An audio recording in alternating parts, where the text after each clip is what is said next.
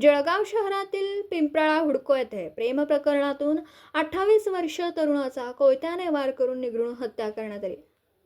रविवारी 19 जानेवारीला सकाळी 9 वाजता ही घटना घडली। या प्रकरणी रामानंदनगर पोलीस ठाण्यात 10 जणांविरोधात गुन्हा दाखल करण्यात आला। या गुन्ह्यात पोलिसांनी 7 मारेकरांना अटक केली आहे। मुकेश रमेश शिरसाट असं मयत तरुणाचं नाव आहे। मुकेशने 4 ते 5 वर्षांपूर्वी पूजा नावाच्या तरुणीशी प्रेमविवाह केला होता। याचा राग मनात ठेवत गेल्या 4 वर्षांपासून मुलीच्या नातेवाईकांकडून धमक्या आणि त्रास देणं सुरू होतं। रविवारी 19 जानेवारी रोजी सकाळी 9 वाजता मुकेश शिरसाट आणि मुलीचे नातेवाईक यांच्यात वाद झाला। हा वाद काही वेळाने विकोपाला गेला। वाद विकोपाला गेल्यानंतर मुलीच्या नातेवाईकांकडील 8 ते 10 जणांनी कोयता व इतर धारदार साहित्यांनी मुकेश शिरसाट याच्यासह त्याच्या नातेवाईकांना वार करून जखमी केलं। यामध्ये मुकेश शिरसाटच्या मानेवर गंभीर दुखापत झाली होती। त्याला शासकीय वैद्यकीय महाविद्यालयात उपचारासाठी दाखल करण्यात आलं, मात्र उपचारादरम्यान त्याचा मृत्यू झाला।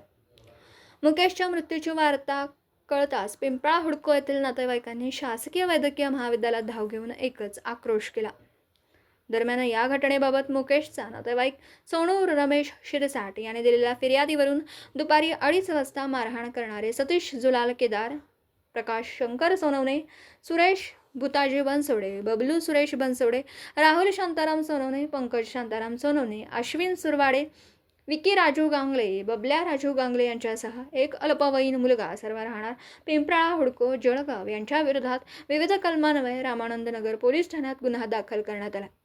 या खून प्रकरणात पोलिसांनी रात्री उशिरापर्यंत एकूण 10 जणांपैकी 7 जणांना ताब्यात घेतला, तर उर्वरित फरार झालेल्या संशयितांचा शोध सुरू आहे। या संपूर्ण घटनेचा पुढील तपास रामानंदनगर पोलीस ठाण्याचे सहाय्यक पोलीस निरीक्षक विठ्ठल पाटील हे करीत आहेत।